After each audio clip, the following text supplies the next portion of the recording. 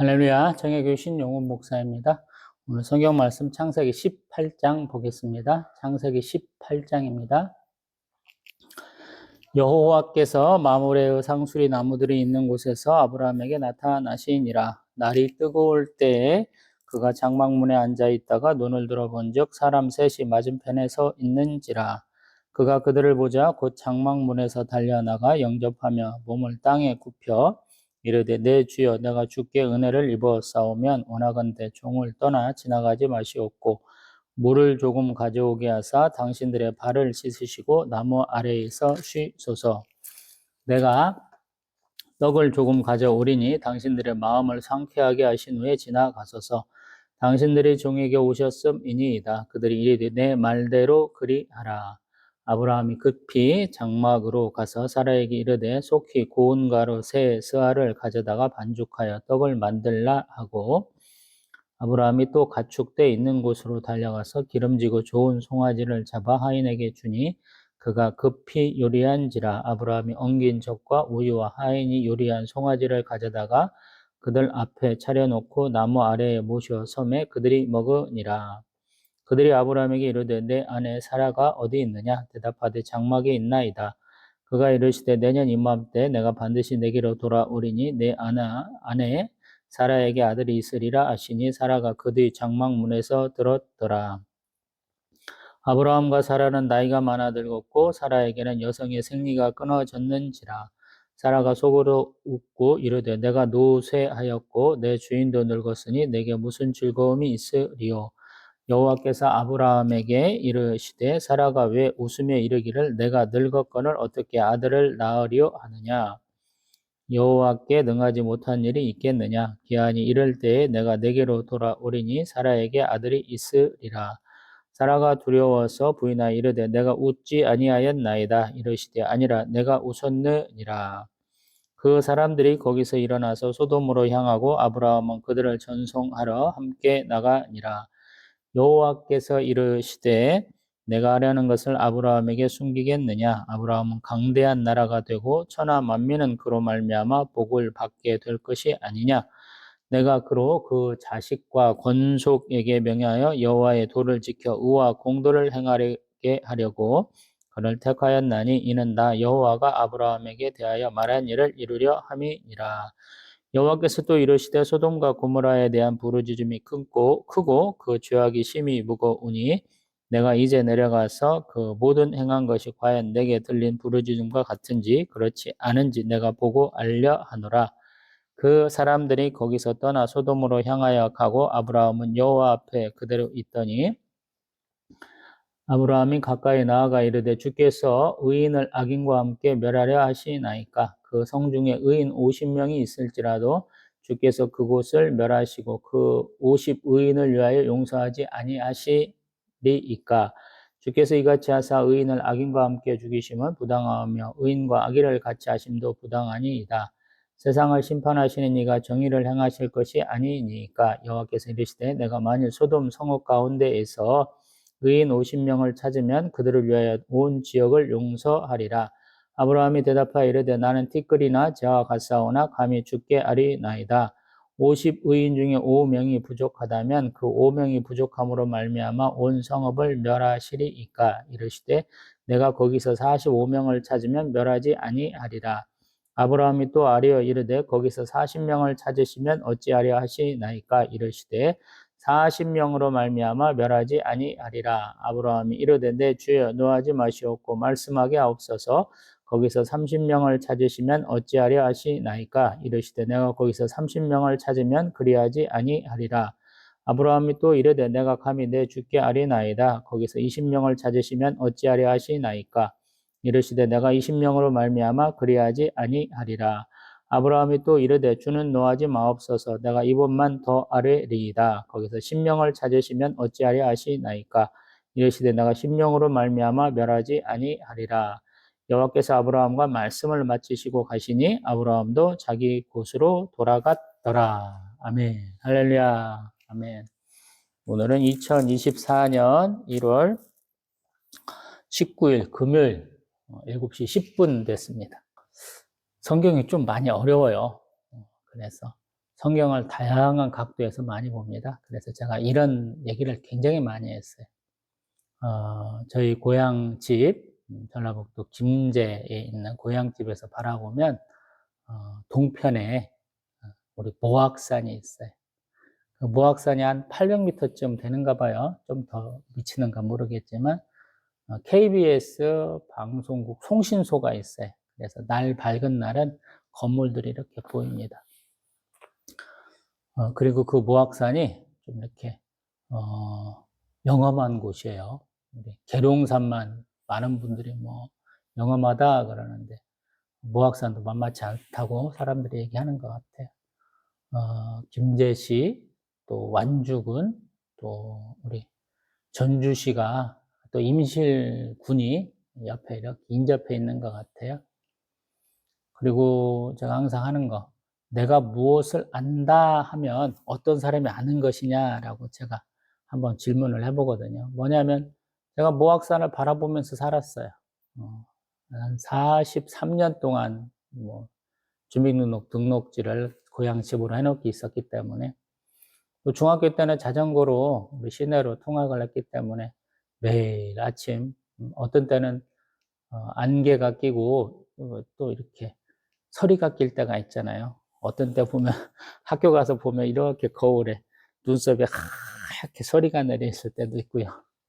또 육풍과 해풍, 제가 갈릴리 호수 얘기할 때는 되게 많이 얘기하는데 아침에는 육지에서 바다 쪽으로 바람이 불고요. 저녁 때 갈 때는 반대로 바다 쪽에서 육지 쪽으로 바람이 불어요. 그러니까 저는 항상 바람을 앞으로 맞바람을 받으면서 맨날 다녔던 기억이 있어요. 그래서 아우, 사는 지역이 잘못됐나 뭐 이런 생각도 많이 했던 것 같아요. 모악산을 안다 그러면 저처럼 올라가 본 거는 사실은 2번인가 밖에 안 돼요. 나 맨날 모악산 보면서 살았기 때문에 내가 모악산을 알아 하실 수도 있고 할 수도 있고, 또 그 정말로 모악산 밑에 살면서 나는 이 산 밑에 살던 사람이야. 어떤 분은 송신소에서 계속 근무하시면서 나 여기가 그냥 정상에서 살던 사람이야. 또 이제 모악산 밑에 가면 도립 뭐 박물관, 미술관도 있고 해서 사람들이 많이 다녀요. 우리 전주 사람들, 완주 사람들은 거기를 그냥 그 유원지처럼 여겨요. 구이 저수지가 밑에 있고 거기에 뭐 먹거리도 많이 있어요. 그때 뭐 식당 유명하다고 그래서 자주 가기도 합니다. 나 거기 자주 가서 음식 사 먹고 막 그랬는데, 또 모악산 이렇게 송신소까지 올라가다 보면 절이 있어요. 절 이름은 지금 기억이 안 나는데 거기 이렇게 샘이 있어갖고 약수처럼 이렇게 떠먹으면 굉장히 시원하고 맛있습니다. 나 거기까지는 자주 올라가. 왜냐면 더 올라가면 더 힘드니까. 거기까지만 올라갔다 내려오신 분도 참 많거든요.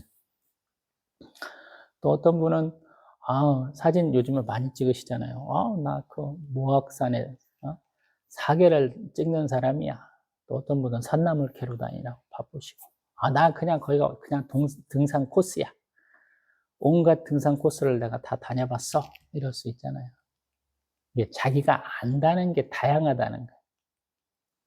이 성경 말씀도 보면 저도 이제 유튜브 이제 성경에 대한 것도 많이 구독을 했었죠. 보면은 어떤 분은 참 말씀이 이렇게 열심히 연구한 티가 나요.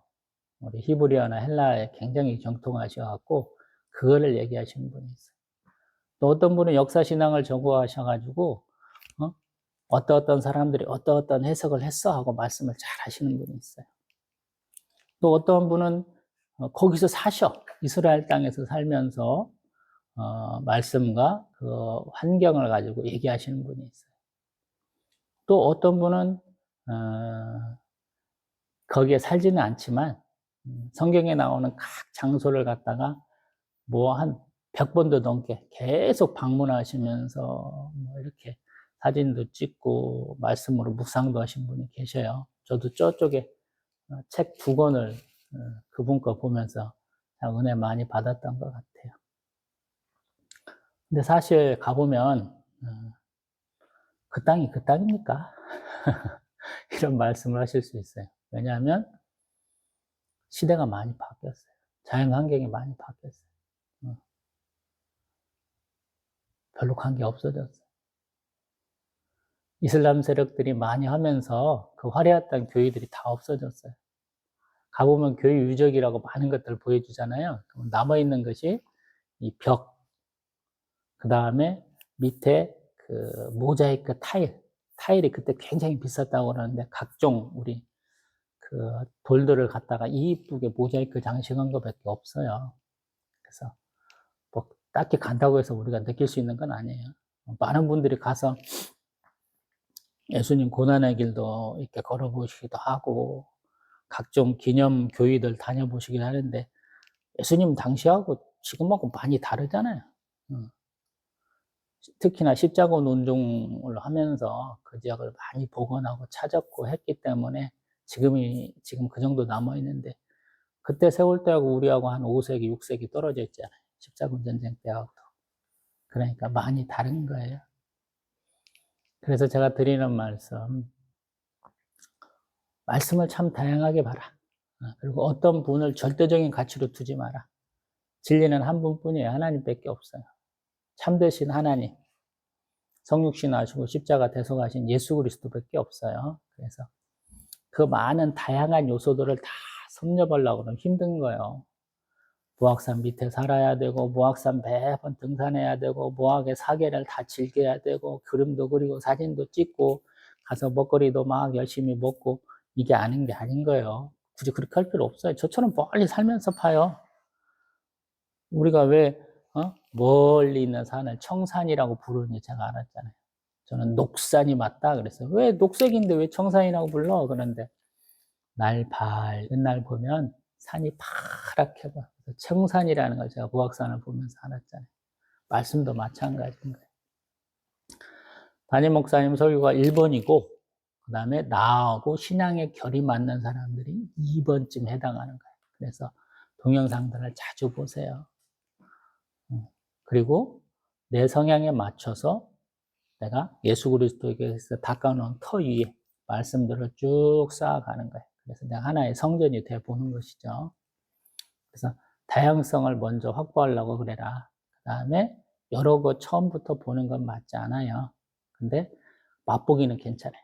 맛본 다음에 그 중에 하나를 맞춰서 자기 거를 좀 세워나가야 돼요. 근데 그 이미지, 어떤 그림을 그리는 데 있어서 어떤 한 사람의 것으로 그리려고 하지 마세요. 지금 현재 이스라엘의 환경하고 예수님 살던 당시하고는 안 맞아요.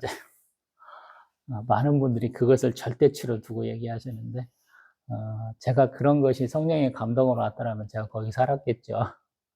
하나님은 그것과 그거는 다르다라는 감동을 주시는 것 같아요. 제가 이 설교도 아닌 듯이 말씀을 읽고 묵상하자 하는 이 동영상 찍는 이유가 뭐냐면 내가 살고 있는 현재 이 시간 나의 형편과 나의 삶을 가지고 하나님의 말씀을 이렇게 보는 것이고 그 말씀을 봄으로써 하나님이 나에게 주시는 메시지를 한번 받아보자 하는 것이거든요. 그래서 방향 자체가 다르고 어떤 때는 재미가 없고 어떤 때는 조금 황당하고 그럴 거예요. 이것은 왜 그러냐면 멀리 바라보지 않고 이 성경에 있는 인물과 나를 동일시하는 거예요. 내가 성경의 인물이 되어보는 거예요. 그래서 항상 3인칭으로 보는 게 아니에요. 멀리서 보는 게 아니고 1인칭. 성경의 주인공이 대한다든가 2인칭. 상대방이 돼본다든가 아니면 주변에서 구경꾼 정도는 돼야지 성경을 자세하게 바라볼 마음이 생기고 은혜를 더 받는다라는 생각이 들거든요.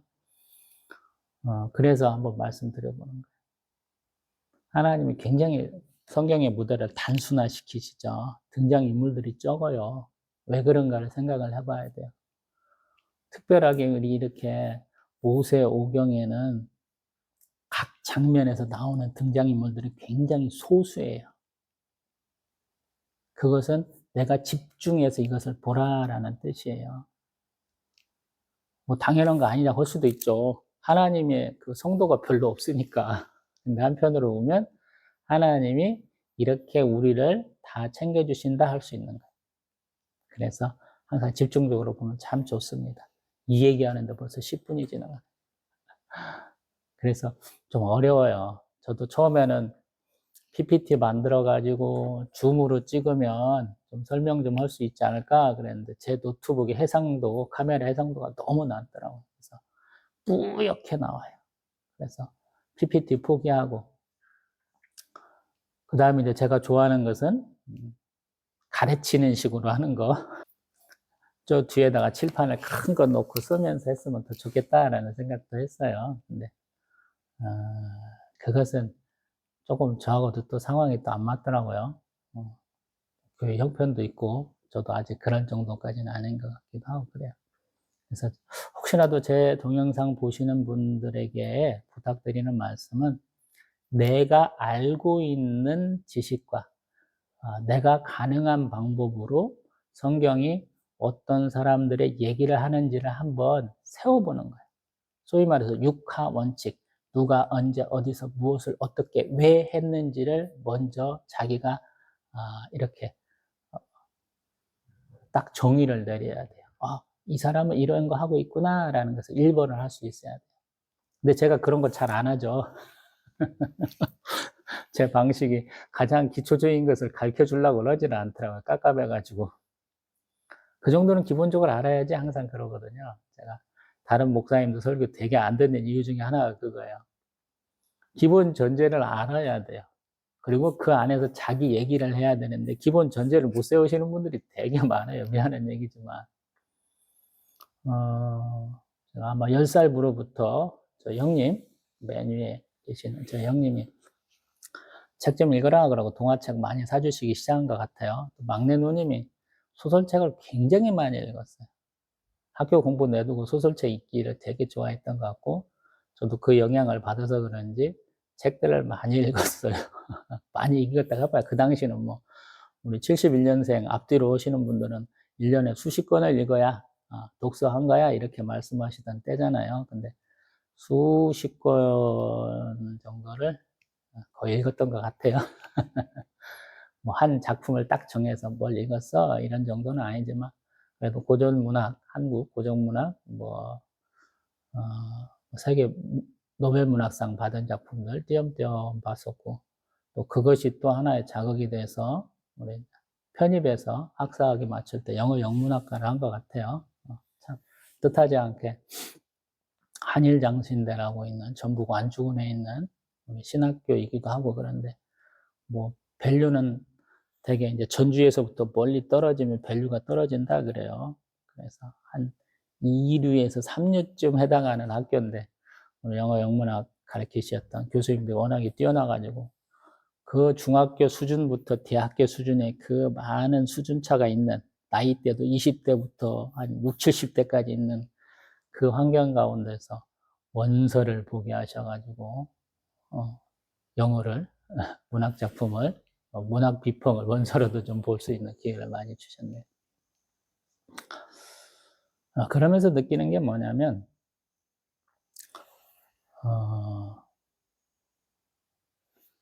작가와 작품과 독자 이 세 가지 문학 비평의 3요소라고 그러거든요. 근데 많은 사람들이 주변에 독자 비평에 해당하는 걸 해요. 예전에는 작가가 아주 뛰어나면 그 사람의 작품은 다 훌륭한 작품이야 그랬고 그 다음에 작품에 집중을 해서 야 신인이라고 밸류가 떨어지는 사람이라고 좋은 작품 못 쓰리라는 법은 없잖아. 그러다가 요즘에는 야 작가가 훌륭하고 작품이 훌륭하면 뭐해 받아들이는 사람의 마음이지. 그래서 독자 비평이 중점을 이루거든요. 사실 제 이 동영상도 독자 비평의 일환이에요. 제가 어떻게 느끼는가를 되게 많이 얘기하잖아요. 다른 사람 얘기 잘 안 하고 저에 대한 얘기를 중점적으로 하는 이유가 뭐냐면 이렇게 내 마음으로 내 생각으로 성경을 보고 재단해보라 라는 거예요. 많은 분들은 양산형 믿음이다 제가 그런 얘기도 하잖아요. 왜 그러냐면 목사님들 틀을 짜줘요. 얼마나 틀이 깔끔하고 참 은혜로운가 몰라요. 한 문장으로 우리 설교의 제목을 딱 정하고 거기에서 대지 3개를 나눠요. 3대지 설교가 되게 그러거든요. 그리고 그 대지 밑에 소지가 또 한 3개쯤 있어요. 그리고 적용이 나와요. 이 삼대주 설교를 모든 목사님들이 가장 기본으로 배워요. 그렇기 때문에 가장 은혜로워요. 많은 분들이 익숙하니까. 익숙하니까 은혜로워요. 근데 반대로 얘기하면 저는 굉장히 삼대주 설교 싫어해요. 왜 싫어하냐면 자기가 지키지도 못할 거 맨날 얘기한다고 그렇게 생각을 해요. 목사님들 제가 비판해보라고 하면 3대지 설교하는 대부분의 분들은 그 3대지에 나오는 적용점을 자기가 지키지는 않아요. 그분들의 가장 큰 자기 방어적인 논리가 뭐냐면 이렇게 말해야 성도들이 은혜 받고 하나님의 백성, 하나님의 자녀로서 살아갈 수 있어 라고 제시한다라는 거예요. 일면 타당해요. 근데 성경은 그렇게 얘기하지 않는 것 같아요. 제가 봤을 때는. 제가 존경하는 분들은 설교를 참 더럽게도 못해요. 바보같이 못해요. 근데 그분들의 한결같은 특징이 있어요. 내가 한 말을 지키려고 그러더라고요. 그래서 당장에 은혜되는 것이 중요하냐? 그 말씀을 자기가 선포하고 말하고 지키느냐라고 보게 되거든요.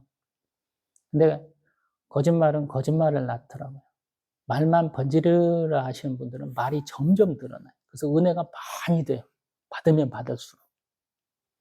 근데 그 삶을 딱 봐가지고, 당신한테 은혜를 많이 받았으니까 내가 당신의 키워놓은 그 역량과 그 기대감으로 당신을 바라보면 어떨까요? 보면 되게 실망스럽더라고요. 제가 잘 지킨다는 말씀 아니에요? 은혜도 그렇게 화려하게 받지 말라는 말씀에서 드리는 거예요. 많은 분들이 은혜를 사모하고 위로를 사모하고 하나님의 사랑을 사모하고 막 그렇거든요. 저도 마찬가지고. 근데 하나님은 때로는 엄격하게 말씀하셔요. 때로는 좀 이렇게 강압적으로 가혹하게 말씀을 하시더라고요. 제가 성경 66권 중에는 마태복음을 가장 은혜를 많이 받았어요. 제가 신대원 쪽으로 이렇게 마음을 굳히고 한일장신대 편입 한 해에 아버지가 77이셨는데 농사를 6필지 7,200평 정도를 지으신다고 그러시더라고요. 아버지 분명히 사단이 났겠죠. 많이 아프셔서 원대병원에 입원하시고 무슨 일들이 많이 생기더라고요. 그때 제가 아버지 원광대병원에서 그 병간호하면서 아버지하고 그 흐트러졌던 악화됐던 관계가 다 많이 풀리더라고요. 아버지 7주 입원하고 계셨는데 그때 제가 성경 막 읽던 때라 아버지 옆에 이렇게 봉수발 들면서 성경 봤는데 뭔 말인지 어떻게 알아요? 모르죠. 그래서 주석책도 한번 얻어서 빌려서 한번 보고 했던 게 마태복음이에요. 또 성경을 보면서 제가 좋아하는 구절들이 많아요. 제가 제일로 좋아하는 것은 전능하신 하나님을 얘기하는 것이에요. 얼마 전에 우리 누가복음 1장 주일날 설교를 했는데 우리 마리아가 주께서 말씀하신 것이 능치 못함이 없다라는 표현을 하잖아요. 오늘 보고 있는 창세기 18장에도 그러잖아요. 99세, 89 드신 우리 아브라함과 사라가 하나님이 자녀 주실 거야. 우리 17장에도 얘기했는데 18장에도 두 번째 말하잖아요. 그러면서 말씀하시잖아요. 18장 14절. 여호와께서 능하지 못한 일이 있겠느냐. 이게 하나님 하신 말씀. 이 말씀 제가 굉장히 좋아해요. 심지어 제가 빌립보서 4장 13절. 내게 능력 주시는 자 안에서 내가 모든 것을 할 수 있느니라. 이게 제 달란트예요, 달란트. 근데 그 말씀을 갖고 은혜를 받아갖고 막 하려고 그러는데 아파가지고 간만에 지금 동영상을 찍어요. 기쁜 마음으로 이 말씀을 가지고 몇 차례 동영상 찍을 수 있겠다 그랬는데 하나님이 딱 막으시고 제가 말한 것처럼 욥기서에 나온 것처럼 아프게 하시고 한 번 더 생각할 기회 여러 차례 주시더라고요. 제가 아파서나 무슨 일이 있어서나 성경을 반복적으로 보게 하실 때가 가끔씩 있어요. 어쩌다 한 번씩. 어떤 경우는 한 달 내내 그 내용 보게 하실 때도 있어요. 금요일 날이나 수요일 날 아프거나 뭐 해서 계속 써먹게 되는 날에 있으면 뭐 3주, 4주 계속 그 말씀만 보고 있어요. 하나님 왜 그렇게 많이 보게 하셔요? 라고 물으면 하나님 뜻이 계시더라고요. 창세기 18장도 마찬가지다라는 생각이 들어요. 제가 오늘 그 얘기 해야 되잖아요. 전능하신 하나님의 얘기해야 되잖아요. 근데 너는 믿고 있어? 하나님 물으신다면 제가 평상시는 그건 자동적으로 할렐루야, 아멘 이럴 거잖아요. 근데 하나님이 이렇게 길게 한 일주일간 계속 이 말씀 동영상으로 이렇게 찍지 못하게 하시는 이유는 네가 그렇게 말하는데 네가 정말로 믿고 있어? 이 말씀을 또 한 번 물으시는 것 같잖아요. 그래서 제가 항상 그런 상황이 되면 굉장히 좀 침울해지고 죄송하고 막 그래요. 아, 니는 남들이 말하는 거 안 지킨다고 맨날 욕하면서 네가 그러면 되겠느냐? 하나님 물으시잖아요. 그래서 고민을 해보는 거죠.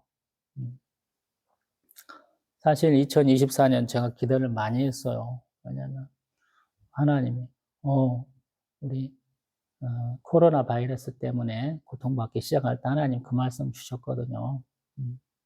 변화가 있을 거야. 그래서 제가 때지금 기도를 했잖아요.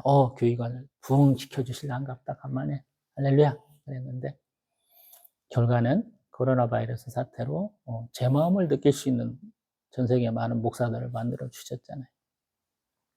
홀로 예배드리는 카메라로 동영상 찍고 있는 그 상황을 만들어 주셨잖아요. 올해도 제가 또 하나님 변화를 주실 거야 그래서 단단히 좀 기다를 했거든요. 어떤 변화냐면 1월 달에 또 비가 오는 변화더라고요. 그래서 하나님한테 갑자기 너무 죄송하다 그랬어요. 왜냐하면 작년에는 제가 너무 아파가지고 수술한 그 후유증이 있어서 불면증에다가 배가 차가지고 굉장히 고생을 많이 해서 새벽 예배는 그냥 많이 못 드렸잖아요. 일주일에 뭐 한두 번밖에 못 드리는 때도 있기도 하고 그래서 그런 핑계를 댔는데 올해는 그런 핑계도 못 대게 하시더라고요. 막 한방눈 막 내려갖고 잔뜩 쌓이고 영하 10m 막 이렇게 일 때도 있는데 반대로 오늘은 영상이에요. 그리고 가끔씩 비도 오잖아요. 지난주에 인천 올라갔다 오면서 눈도 맞고 비도 맞고 그랬는데 또 비가 내려줘가지고 그 흙탕물 쌓인 것을 싹 한번 또 세차까지 시켜주시더라고요. 할렐루야. 그래서 하나님 앞에 너무 죄송하다고. 우리 사모가 어쩌다 한 번씩 농담도 하는데 그러더라고요. 응? 올해는 하나님이 따뜻하게 하신다고. 당신 안 아프게 하신다고. 그 말씀 하시더라고요. 그 말씀 하더라고요. 그래서 한편으로 웃었어요. 그냥 그 장난을 많이 쳤어요. 하나님 앞에. 하나님, 제가 집에서 교회까지 가는데 10분도 안 걸리는데 왜 비가 와요? 왜 눈이 와요? 이런 짓 많이 하고. 하나님, 제가 예배 마치고 집에 가는데 10분도 안 걸리는데 왜 그때 비가 와요? 이런 짓 많이 했거든요. 하나님 그렇게 하시고. 그래서, 전능하신 하나님이셔서 나를 이렇게 긍휼히 여기시는구나. 그래서 제 말씀이 굉장히 허황된 거예요. 굉장히 자의적인 해석을 많이 하니까. 제가 아픈 거, 제가 가난한 거, 제가 말씀을 이렇게 조금 이상하게 보는 거 다 하나님이 주신 감동이다. 그렇게 보는 거예요. 이게 하나님의 말씀을 가장 가까이 할 수 있는 최선의 방법일 수도 있어서 이걸 하는 거예요. 창피하지만. 제 모든 형편을 다 여러분들한테 공개하잖아요. 지금은 몇 편 안 찍고 있지만 제가 1189장 다 한다고 그러잖아요. 길게 걸리면 10몇 년. 지금은 조금 동영상을 여러 편 찍고 있죠. 수요일 날도 하고 주일 날도 하고 이제 또 평일 날 이렇게 새벽 예배가 아니고 저녁 때쯤이나 오후에도 한 번씩 더 찍을 거거든요. 얼마나 더 지속될지는 모르겠지만 그렇게 하면 더 단축되겠죠. 그렇게 해보는 이유는 이거를 빨리 익히면 익힐수록 흔들리지 않는 믿음을 가지게 돼요. 목사님들 막 그 말씀 막 찾아보려고 안 그래도 돼요. 유명한 교회, 유명한 목사님, 뭐 현지에서 막 생활하시는 목사님, 뭐 히브리 헬라어 달통한 목사님, 뭐 우리 이제 조직 신학 쪽을 전공하신 우리 교수님들의 그 설교를 들어보시면 굉장히 여러분도 은혜 많이 되실 거예요. 왜냐하면 목사님들이 신학을 모르시는 분들이 되게 많아요. 가장 기본적인 신학은 성경을 바라보는 틀이라고 그래요. 창이라고 그래요. 창문이라고. 근데 그것이 없이 바라보시면 오버들을 많이 하셔요.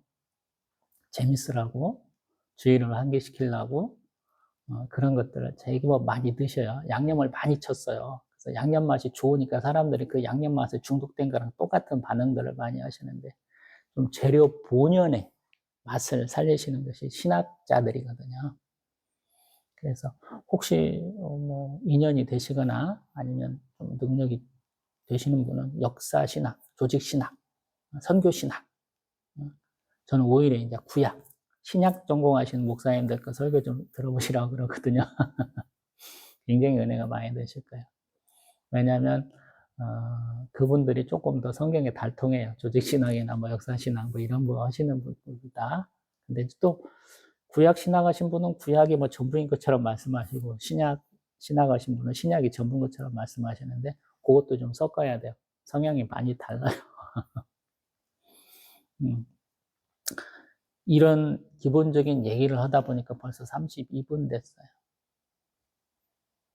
그래서 저는 제 나이 또래 신앙생활 뭐 중고등학교 때 시작해서 한 3, 40년 되었던 분들이 봤으면 좋겠다 하는 이유 중에 하나가 그거예요. 기본적인 건 다 알고 계시잖아요.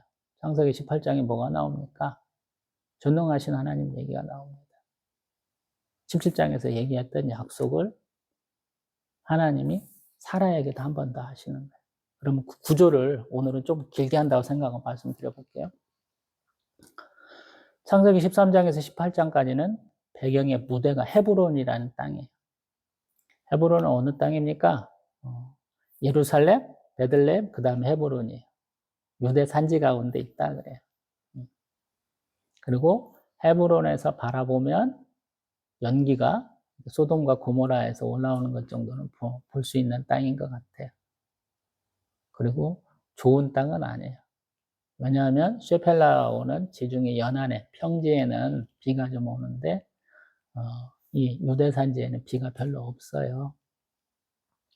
그래서 수목이 막 우거졌다. 우리는 그렇게 생각하잖아요. 대한민국 산들은 막 6.25 때 이후로 조림 사업을 다 해가지고 막 산에 나무가 빽빽하게 자라잖아요. 이 땅은 그런 땅 아니에요. 나무 옆에 나무가 별로 없어요. 이스라엘의 그 선진 기술로도 자연환경은 못 이기는 거예요. 나무들이 번성하지 못합니다. 그곳에서 사는 방식은 뭘까요? 그러면 반농, 반목이 되겠죠. 현재의 그 아브라함은 농사는 못 지을 것 같아요. 채소나 길러 먹을까? 우리 유대아 그 가나안 땅, 이스라엘 땅의 7대 산물들 나중에 보면 또 다르게 돼요. 밀, 보리가 있어요.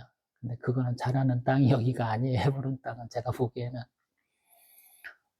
우리 씨를 뿌리는 자의 비유, 우리 마태복음 13장 정도에 가보면 그 밭에 길과 돌이 있죠. 그 다음에 가시떨기가 있고 좋은 땅이 있죠. 이게 다 혼합되어 있어요. 왜냐하면 우리의 그 황토 흙, 좋은 흙과 같은 땅이 별로 없어요. 물론 이제 갈릴리 호수변에 흙토가 있다 제가 말씀드려봤죠. 화산토가 검은 흙이 있어요. 근데 나머지 땅은 땅을 갈면 갈수록 자갈이 나와요. 그래서 깊게 못 갈아요. 우리는 깊이 땅을 갈아야 거기다가 거름을 충분히 줘야 더 많은 수출을 얻는다 생각하는데 이 사람들은 파면 팔수록 바위 나와요.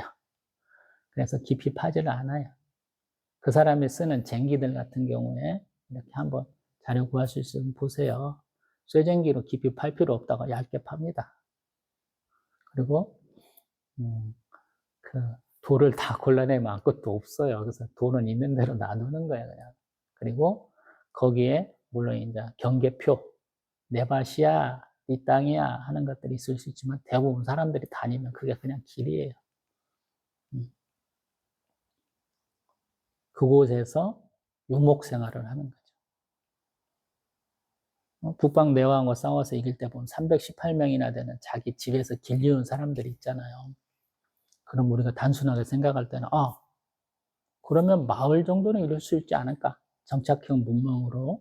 그래서 돌담 쌓고 집을 올리고 이 정도는 살지 않을까 생각하는데 지금 창세기 18장에 와서 보는 모습은 장막을 치는 삶이에요. 얼마나 많은 사람들이 같이 붙여 있을지는 모르겠어요. 왜냐하면 이 양을 칠 때, 가축을 칠 때는 여기서는 같이 살 수가 없어요. 왜냐하면 물과 초지가 계절에 따라서 계속 바뀌어요. 우리 이른비, 초막절 때 하는 행사 때 이 사람들이 실로암 연못에서, 실로암 그 샘에서 물을 길어다가 부어드려요. 그건 왜 그러냐면 자기들 농사가 다 끝났고 이제 새로운 농사를 원할 때 그때 첫비, 이른비가 오면 좋겠다 하는 그들의 의식이거든요. 되게 이제 우리나라로 하면 9월에서 한 10월 사이쯤 되는 거예요.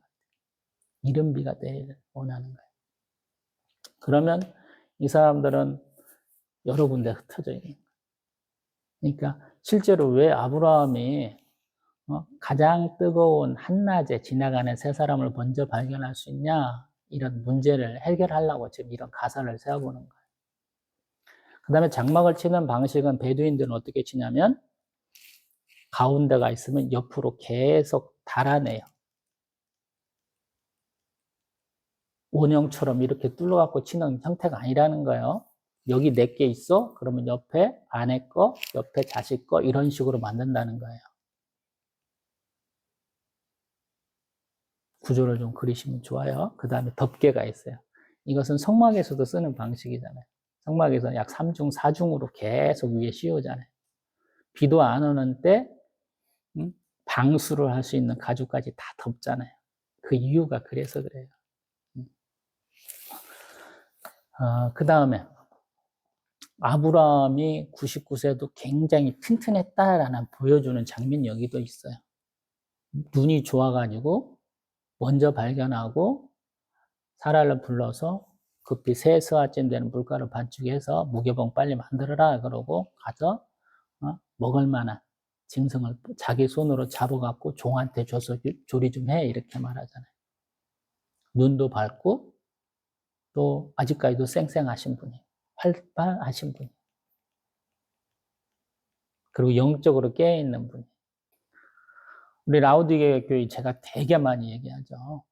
반복적으로 얘기할 거예요. 왜냐하면 지가 많이 헛소리를 되게 많이 하는데 결국에는 칭찬 한마디도 없는데 밖에서 문 두드리는 자기를 부르는 소리만 듣고 맞아들여서 먹고 마시면 하나님 앉으신 그 자리에 앉게 해주시겠다 그러거든요.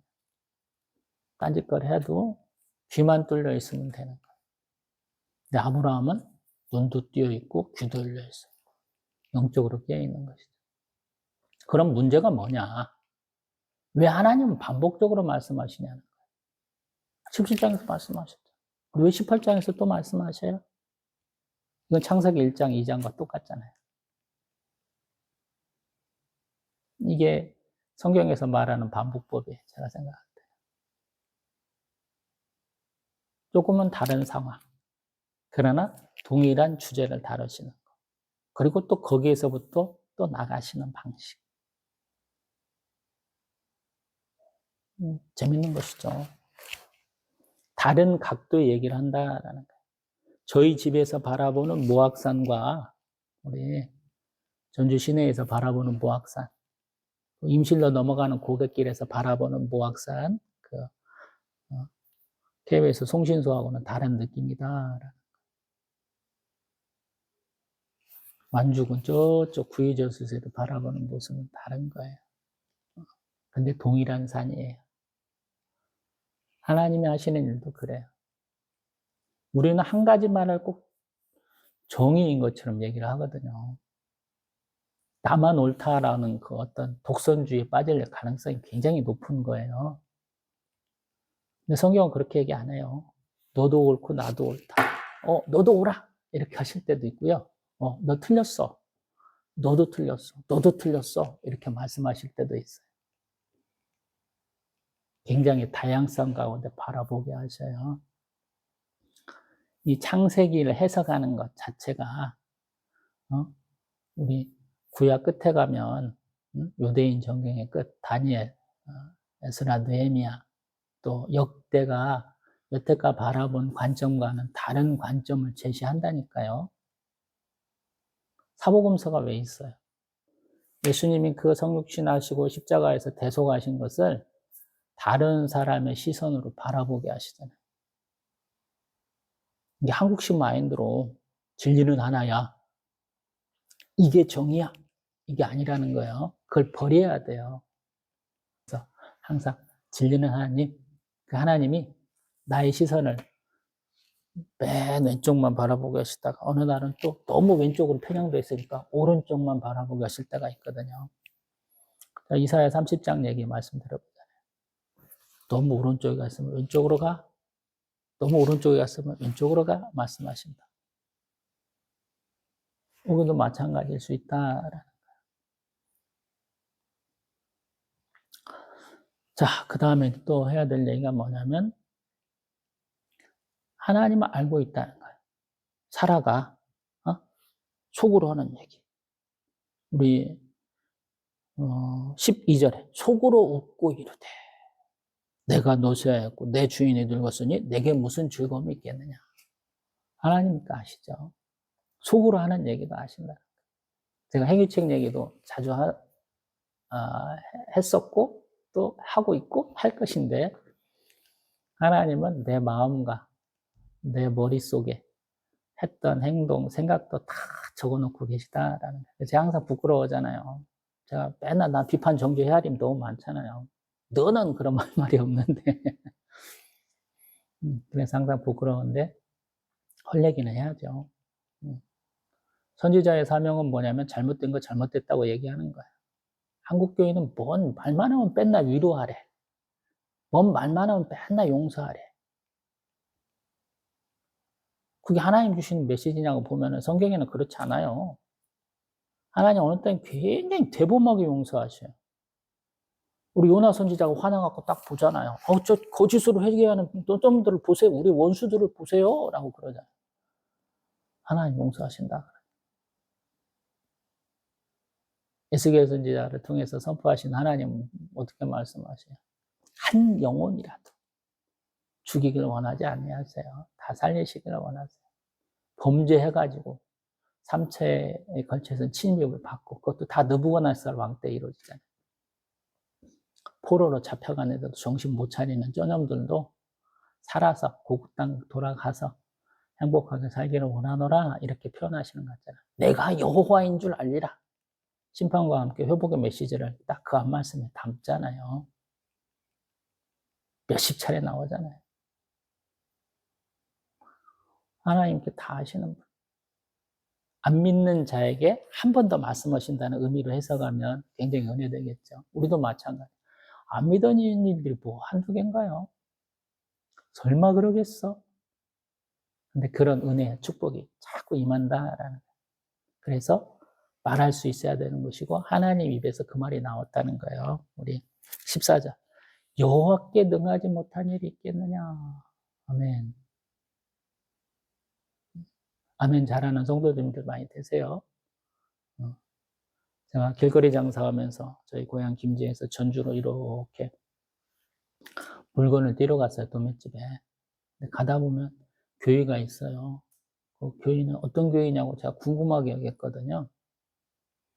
참 재밌더라고요.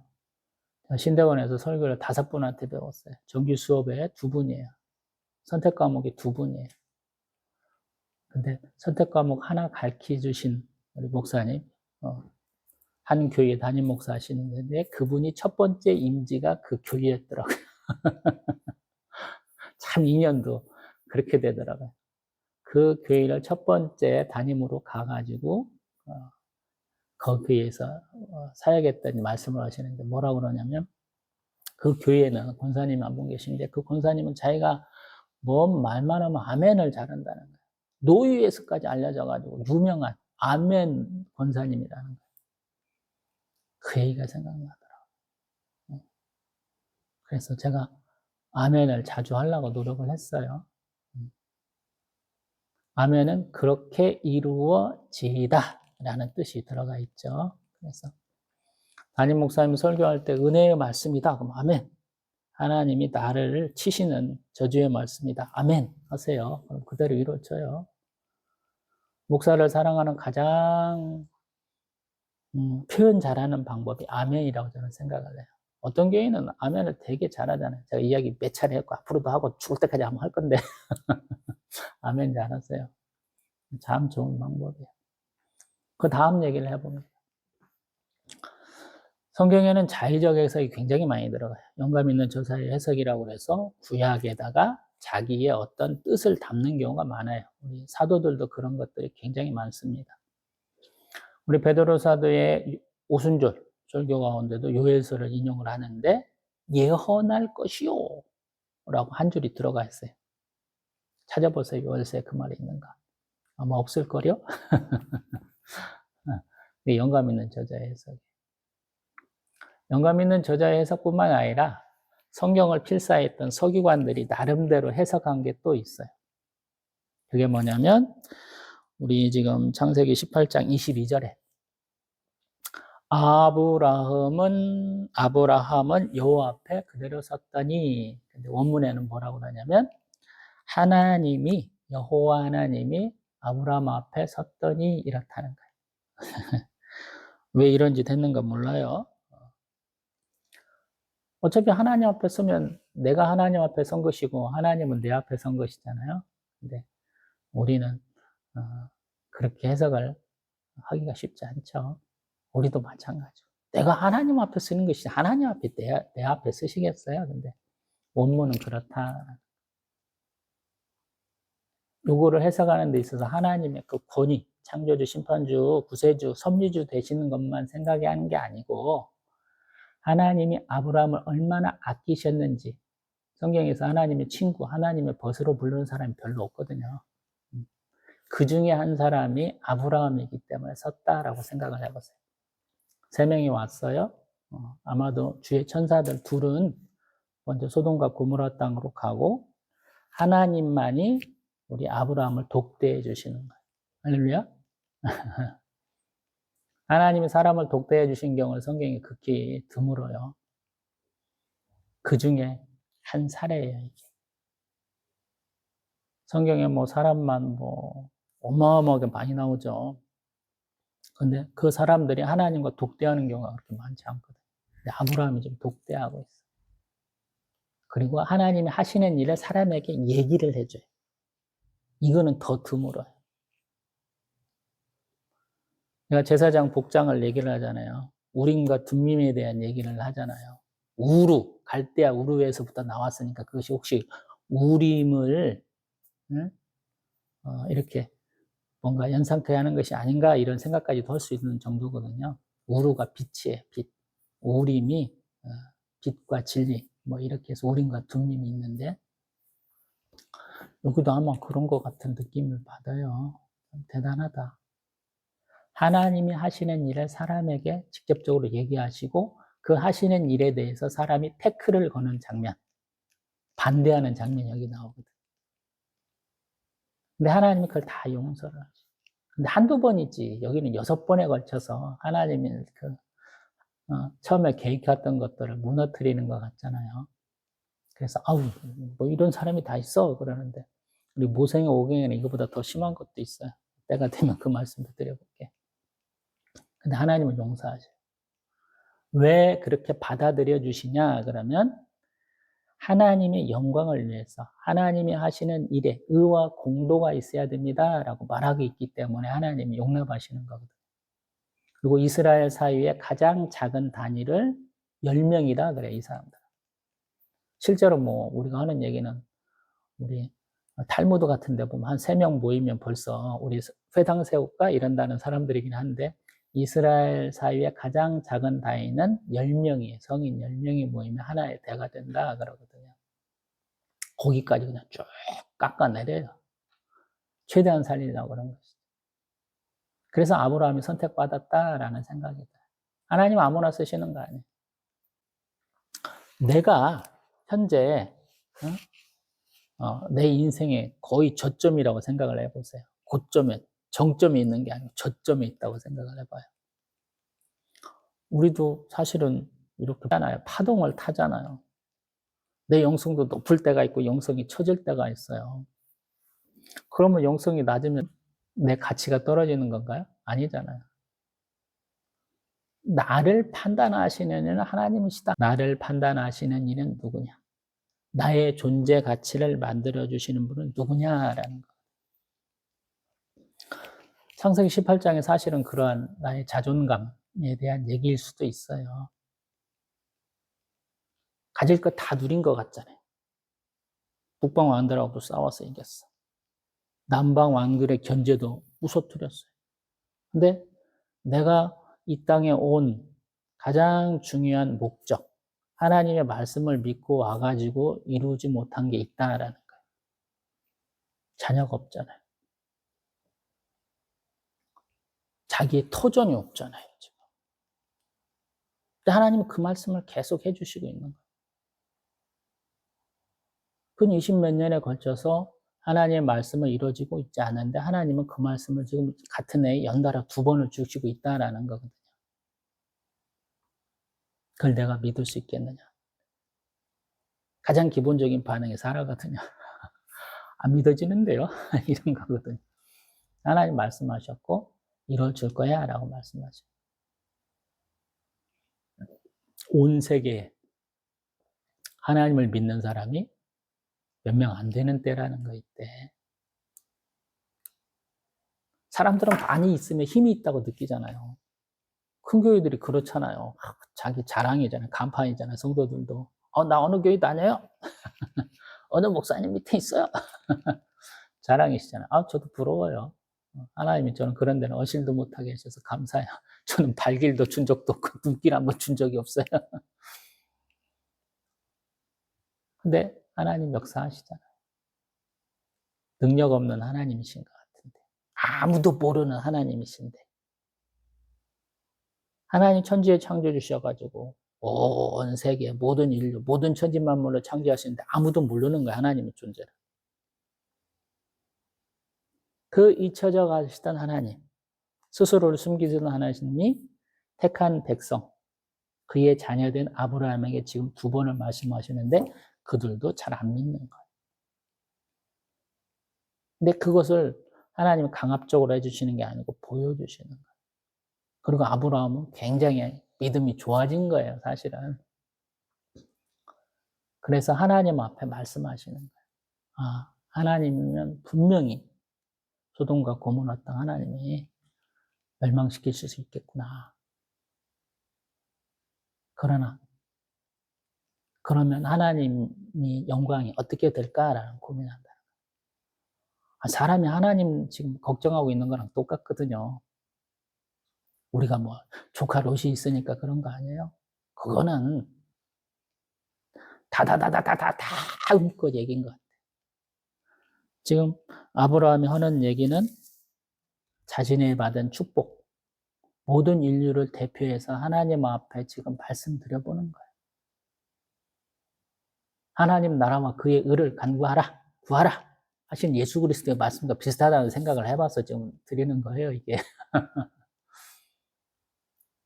우리는 제 동영상 볼 수 있는 정도면 되게 가난하시거나 믿음이 연약하시거나 아마 그럴 거예요. 저는 제 동영상에 보시는 시청자나 청취자가 그런 분이, 구독자가 그런 분이실 거라는 가정을 좀 많이 하거든요. 가장 밑바닥이 있고, 가장 의지할 리 없고, 누군가가 좀 나를 도와줬으면 좋겠다 하시는 분들이 볼 거라는 좀 가정을 하고 봅니다. 하나님이시죠. 내 형편 다 아시는 하나님. 내 모든 심령을 헤아리신 하나님 주시는 말씀이다. 너가 그렇게 가난하고, 너가 그렇게 슬프고, 너가 그렇게 짜증이 나고 화가 나는 환경이지만 너가 모든 사람을 대표해야 돼. 어려운 환경. 그래서 하나님 앞에 나아갈 때는 내 어렵고 가난하고 힘든 환경을 가지고 나가야기도 하지만 굉장히 주관적인 것을 가지고 반대로 나를 환영해 주지도 않고 나에게 관심도 없고 나를 축복해 주지 않는 사람들을 대표해서도 나가야 돼요. 그래서 신앙생활이 어려워요. 많은 분들이 개인적인 사정을 갖고 하나님 앞에 나가는데 괜찮은 거예요. 근데 정답은 아니에요. 나의 지금 이 시간 나의 삶의 정황을 벗어나서 하나님의 영광을 위해서 해야 될 일이 있다라는 거예요. 그게 중요한 거예요. 급한 건 내 사정이고. 하나님 앞에 가장 중요한 것을 하니까 하나님 영광을 위해서 뭔 일을 하니까 아브라함에게 복이 임한 거예요. 여러분들도 좀 집에 오세요. 어떤 집? 하나님의 집. 형편이 안 돼서 뭐 다양한 환경 가운데서 기도하고 뭐 말씀 묵상하고 있는데 가장 좋은 시간은 예배 시간. 예배를 많이 드리세요. 어렵고 힘들 때는 예배가 큰 도움이 돼요. 멀리 있는 본교회만 고집하지 마시고 본교회가 멀면 새벽 예배는 가까운 곳으로 가세요. 괜찮은 거예요. 물론 이제 본교회에다 헌금은 다 하세요. 그리고 감사헌금은 자기가 다니는 새벽 예배 다니는 교회도 조금씩 하시고. 오늘 말씀 맺습니다.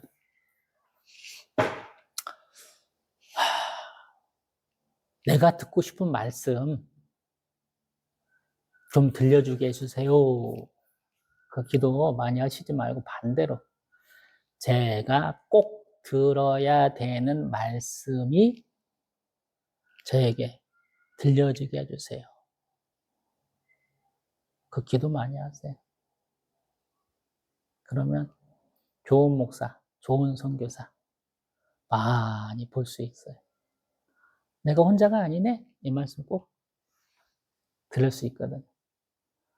엘리야 선지자가 하나님 앞에 가서 불평불만하잖아요. 여호와께 대한 열심히 내가 특별한데 저만 남았어요. 근데 하나님이 주시는 말씀, 독대하고 주시는 말씀. 바알에게 무릎 꿇지 않고 입 맞추지 않은 자 7,000명이나 있다. 혼자 아니세요. 성령 하나님 함께 하시고 예수님이 위로하시고 하나님 아버지가 이렇게 지켜보고 계세요. 행복한 하루 되십시오.